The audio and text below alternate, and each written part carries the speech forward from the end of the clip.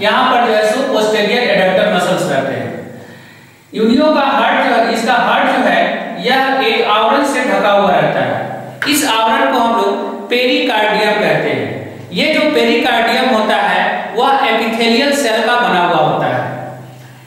Heart और pericardium के बीच में एक कैविटी होता है। कैविटी का मतलब खाली जगह होता है। इस कैविटी को हम लोग पेरिकार्डियम कैविटी कहते हैं। इस कैविटी में एक फ्लूइड भरा हुआ रहता है, एक लिक्विड भरा हुआ रहता है, जिसको हम लोग जो है पेरिकार्डियम फ्लूइड कहते हैं। यूनियो का जो हार्ट होता है इसमें 3 चेंबर होते हैं।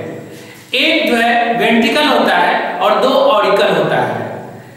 दोनों ऑरिकल जो होता है वह इस पेरिकार्डियम से जो है जुड़ा हुआ रहता है। ऑरिकल वेंट्रिकल के साथ जो है एक छिद्र के द्वारा जुड़ा हुआ रहता है। दोनों ऑरिकल वेंट्रिकल से एक छिद्र के द्वारा जुड़ा हुआ रहता है। यह जो छिद्र होता है इस छिद्र में वाल्व लगे होते हैं और यह जो वाल्व होता है वह वेंट्रिकल के तरफ खुलता है। तो इसका मतलब यह होता है कि ऑरिकल से ब्लड वेंट्रिकल में जा सकता है, लेकिन वेंट्रिकल से ब्लड जो है सो ऑरिकल में नहीं आ सकता है। वेंट्रिकल के पंप करने से ही यूनियो के पूरे शरीर में ब्लड का सप्लाई होता है। यह यूनियो का हार्ट जो होता है वह ट्रायंगुलर शेप में होता है तथा यह हाईली मस्कुलर और हाईली कॉन्ट्रैक्टाइल होता है। यह लगभग 1 मिनट में 20 से 100 बार बीट करता है। अब हम लोग यूनियो का जो हार्ट होता है उसके हार्ट के स्ट्रक्चर को समझते हैं और इस हार्ट के द्वारा जो है ब्लड का सर्कुलेशन पूरे शरीर में किस प्रकार से होता है उसको हम लोग समझने का कोशिश करते हैं। इसको बहुत ज्यादा कॉम्प्लेक्स नहीं बनाना है, बहुत ही सरल तरीके से समझना है और मैं आपको बहुत ही सरल तरीके से समझाऊंगा भी। ये जो है यूनियो का हार्ट है। ये जो हार्ट होता है यह पोस्टीरियर एडक्टर मसल्स के ठीक नीचे होता है, जैसा कि मैंने आपको बताया। तो ये जो हार्ट का जो है वेंट्रिकल है।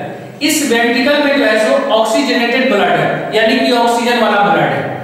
अब यह वेंट्रिकल जो है सो क्या करेगा, पंप करेगा। तो वेंट्रिकल के पंप करने से ही जो है यह ब्लड जो है सो पूरे शरीर में पहुंचता है।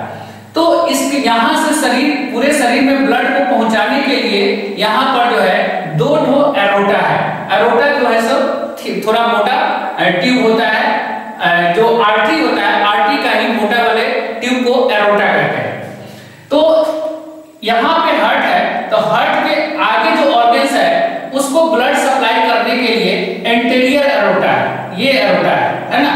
और हार्ट के पीछे वाले यानी इसके शरीर के पीछे वाले भाग में जो ऑर्गन सब है उसको ब्लड ऑक्सीजन वाला ब्लड सप्लाई करने के लिए पोस्टीरियर एरोटा है। अब शरीर के आगे, पहले एंटीरियर को हम लोग देख लेते हैं। तो शरीर के आगे यानी कि अगले हिस्से में जो ऑर्गन है उसको ऑक्सीजन वाला ब्लड सप्लाई कौन करेगा, एंटीरियर एरोटा करेगा।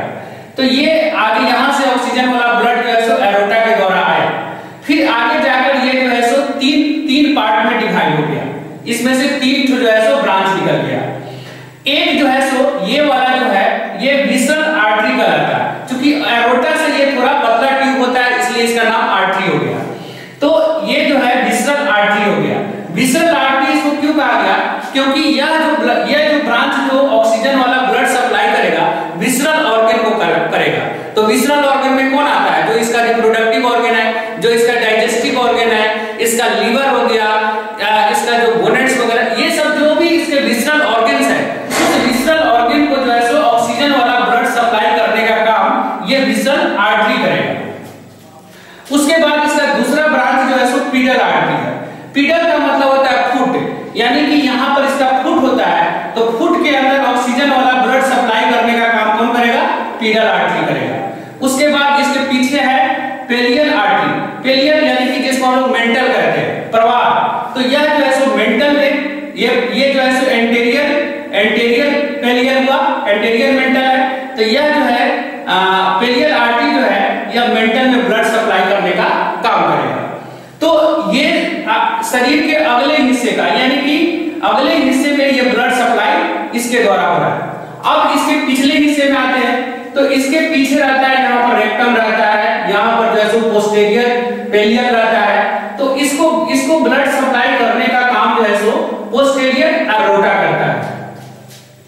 अब इसके द्वारा जो है सो शरीर एरोटा के द्वारा जो है आर्टरी के द्वारा पूरे शरीर में ब्लड का सप्लाई, ऑक्सीजन वाला ब्लड पूरे शरीर में सप्लाई कर दिया गया। अब यहां से देखिए, अब ये जो आर्टरी है ना, अब ये जो आर्टरी है इसमें जो ऑक्सीजनेटेड ब्लड है वह शरीर के सभी भाग में जाएगा और आर्टरी जो है सो वह जाएगा कहां, साइनसेस में ब्लड को लेकर।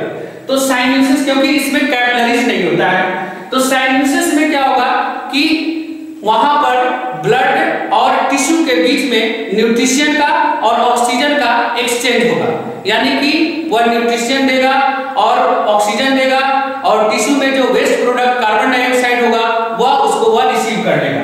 तो ये काम होता है साइनसेस में। साइनसेस से फिर ब्लड चल जाएगा कहां, वेन में, है ना। ये ब्लू वाला जो भी दिखाया गया ये सब वेन है। वेन का क्या काम होता है, तो जैसा कि हमने बताया कि वेन का काम होता है शरीर के सभी भागों से डीऑक्सीजनेटेड ब्लड यानी कार्बन डाइऑक्साइड वाला ब्लड को हार्ट की ओर लेकर आना। तो ये जो है सो क्या करेगा, ये सभी जगह से जो है सो कलेक्ट कर वेन हार्ट के तरफ जो है सो ब्लड को लेकर आएगा। अब हार्ट में ब्लड को डालने से पहले उस ब्लड को प्यूरिफाई होना होगा, यानी कि ऑक्सीजनेटेड होना होगा। तो इसको ऑक्सीजनेटेड करने के लिए, उसके वेस्ट प्रोडक्ट को रिमूव करने के लिए इसके पास ऑर्गन होता है। यह डीऑक्सीजनेटेड ब्लड है। अब इसको ऑक्सीजनेटेड होना है, तो ये ऑक्सीजनेटेड कहां पर होगा, तो ये गिल्स में होगा, मेंटल में होगा, प्रवाह में होगा। तो यहाँ पर ये गिल्स है, तो इस गिल्स में ये ब्लड आएगा। गिल्स में जो है सो क्या होगा, ऑक्सीजनेटेड होगा, है ना। वहां पर कार्बन डाइऑक्साइड छोड़ा जाएगा और ऑक्सीजन लिया जाएगा, रिसीव किया जाएगा। मेंटल में भी ये काम होगा। उसके बाद इसके अंदर जो वेस्ट प्रोडक्ट है, जो नाइट्रोजनस वेस्ट प्रोडक्ट है, वह वेस्ट प्रोडक्ट जो है सो रिमूव होगा कहां, इसके किडनी में, है ना। फिर यहां से जो है सो जब ये ऑक्सीजनेटेड हो जाएगा तो फिर उसके बाद इस ब्लड को जो है सो यहां पर जो है सो ये हार्ट में चलाएगा और फिर हार्ट के ऑरिकल में आएगा। ऑरिकल से फिर ये वेंट्रिकल में जाएगा और फिर वेंट्रिकल जो है सो क्या करेगा, इसको पंप करेगा और फिर जो है सो ये ब्लड जो